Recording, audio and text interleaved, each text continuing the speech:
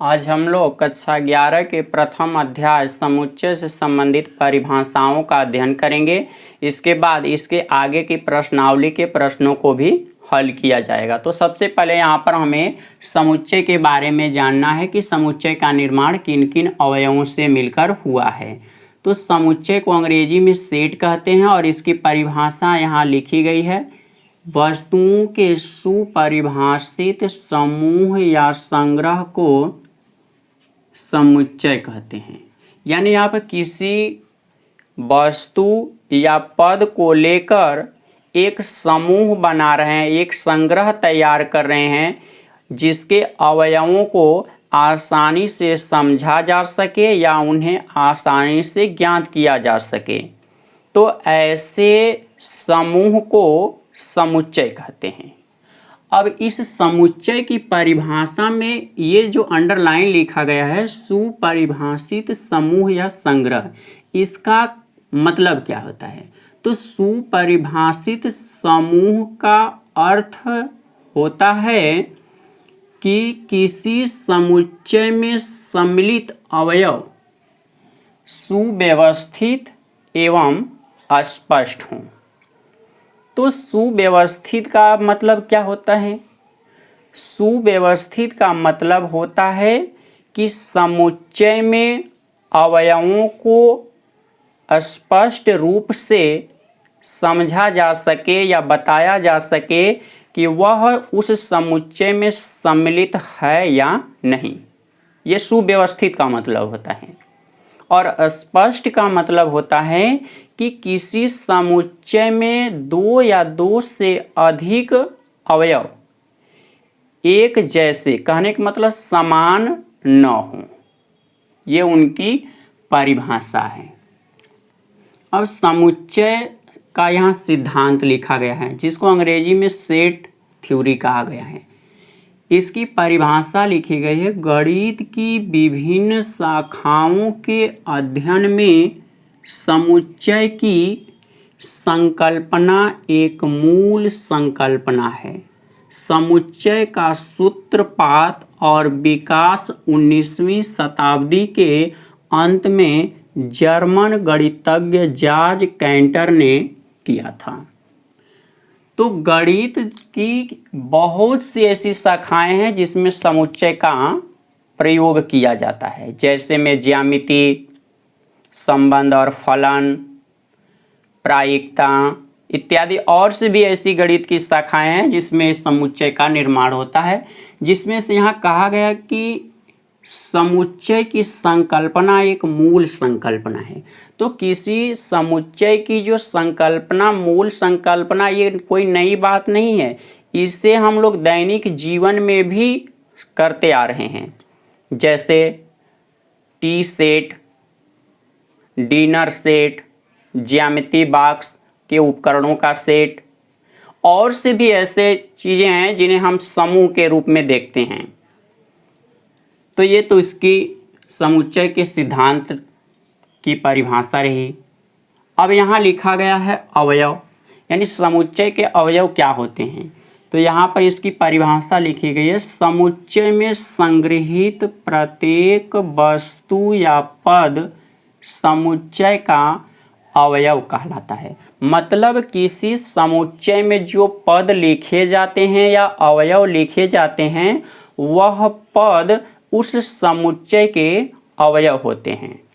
जैसे में देखिए यहाँ पर ये कोई समुच्चय है जिसे ए से प्रदर्शित किया गया है और समुच्चय को मझले कोष्ठक के रूप में लिखा जाता है और इसके अवयवों को इस मझले कोष्ठक के अंदर कामा लगाकर, यानी एक दूसरे को अलग करने के लिए कामा का प्रयोग किया जाता है। इस प्रकार से व्यवस्थित किया जाता है। तो ये समुच्चय है और इसमें जो लिखे गए हैं पद, वे सभी पद इस समुच्चय के अवयव हैं। जहाँ लिखा गया है ए, ई, आई, ओ, यू, यानी ये जितने भी पद हैं अवयव हैं समुच्चय ए के। इसके बाद परिभाषा लिखी गई है समुच्चय संकेतन। तो समुच्चय का संकेतन को अंग्रेजी में बोलते हैं सेट नोटेशन।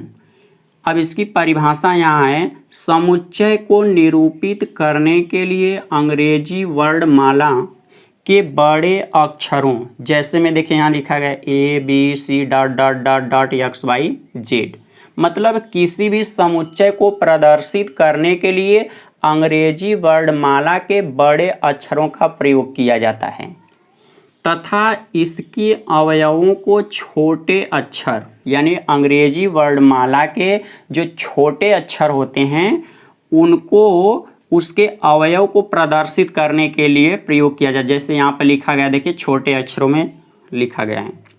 अब समुच्चय निरूपण लिखा गया है, मतलब यहाँ पर इसको अंग्रेजी में बोलते हैं रिप्रेजेंटेशन ऑफ ए सेट, मतलब किसी सेट को प्रदर्शित करने की क्या विधियाँ होती हैं। तो यहाँ लिखा गया समुच्चय निरूपण करने की विधियाँ।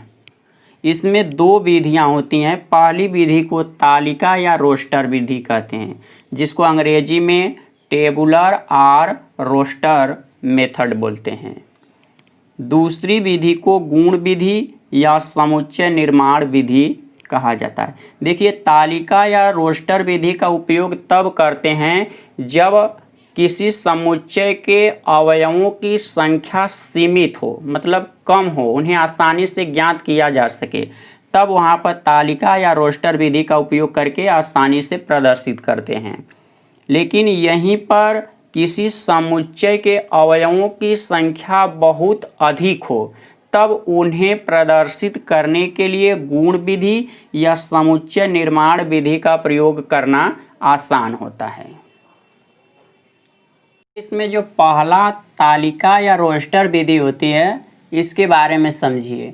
इसमें लिखा है इस विधि के अनुसार समुच्चय के सभी अवयवों को मझले कोष्ठक, जैसा कि देखिए उसका ये प्रतीक है, के अंदर लिखकर समुच्चय को निरूपण करते हैं तथा एक अवयव को दूसरे अवयव से अलग करने के लिए कॉमा, जैसा कि यहाँ पर लिखा गया है प्रतीक, और कॉमा का मतलब होता है अर्ध विराम, का प्रयोग करते हैं। उदाहरण में जैसे मान लिया गया है कि ये कोई समुच्चय है, क्योंकि आप जानते हैं किसी भी समुच्चय को प्रदर्शित करने के लिए अंग्रेजी वर्णमाला के A से Z तक में से किसी भी अक्षरों का प्रयोग किया जा सकता है। तो यहाँ पर यस लिया गया है और यहाँ मझले कोष्ठक में लिखा जाता है तालिका विधि या रोस्टर विधि में, और इसके अवयवों को एक दूसरे से अलग करने के लिए कॉमा का प्रयोग किया जाता है। तो देखिए यहाँ पर जो अवयव हैं सब एक दूसरे से अलग है कॉमा के द्वारा।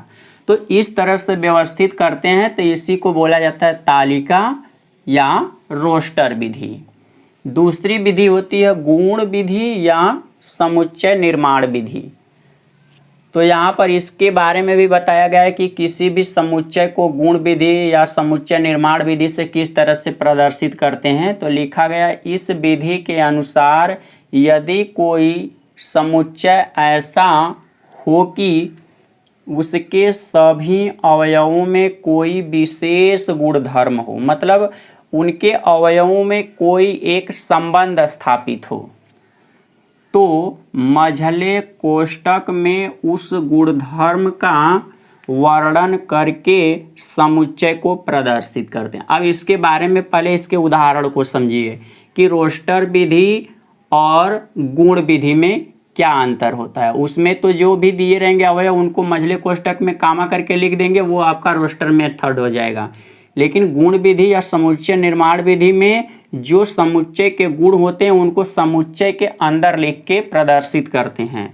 तो देखिए यहाँ पर जैसे उदाहरण में माना गया है यदि समुच्चय के सभी अवयव सम संख्याएं हैं और यक्ष उसका कोई एक स्वैच्छ अवयव हो, मतलब जो सम संख्याएं प्रदर्शित हो रही हैं वह इस संख्या से जो ये यक्ष लिया गया स्वैच्छ अवयव इसके द्वारा प्रदर्शित होंगी। तो आप जानते हैं कि सम संख्याओं को प्रदर्शित करना है और वह किसके द्वारा, तो यक्ष के द्वारा प्रदर्शित करना है। अब उनको जब कोष्ठक में लिखेंगे तो इस तरह से मझला कोष्ठक लिख देंगे, इस तरह से लिखेंगे इसको यक्ष को, यानी यक्ष समुच्चय है। इसको पढ़ते हैं जो ये देख रहे हैं विराम चिन्ह लगा है इसको बोला जाता है सच दैट। सच दैट का मतलब होता है इस प्रकार से। और ये जो देख रहे हैं सीधी लाइन जो खड़ी है पाई, इसको भी बोला जाता है सच दैट। या तो आप ऐसे दर्शाएंगे या तो इसी के स्थान पर ऐसे भी लिखा जाता है। यानी हम एक समुच्चय बनाएंगे और ये इस यक्ष का जो गुण धर्म है वो समुच्चय के मझले कोष्ठक के अंदर लिख देंगे, तो इसी को बोला जाएगा समुच्चय निर्माण विधि या गुण विधि। तो यक्ष का क्या गुण है? यक्ष सम संख्या है और यक्ष यहाँ क्या है? समुच्चय ए का अवयव है। तो इसको पढ़ेंगे यक्ष सच दैट, यानी यक्ष समुच्चय है इस प्रकार से, यक्ष सम संख्या, यानी यहाँ पर यक्ष एक सम संख्या का समुच्चय है। देखिए ये क्रम लिखा गया है, यानी किसी भी समुच्चय का क्रम क्या होता है तो इसको अंग्रेजी में ऑर्डर कहते हैं।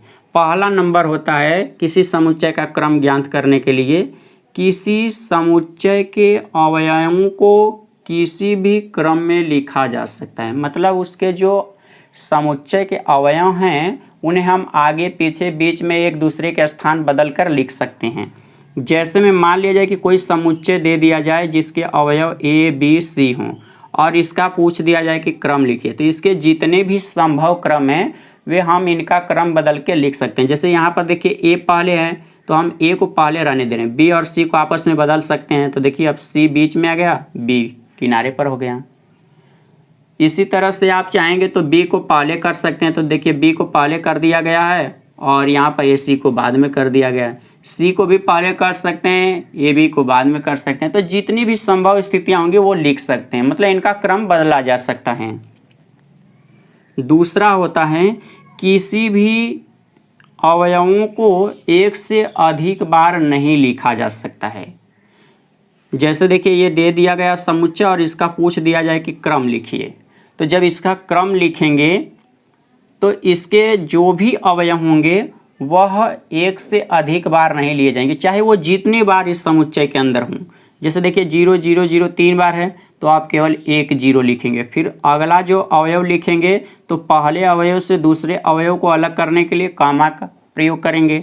अब इसमें देखिए 2 2 3 बार है लेकिन आप लिखेंगे एक बार।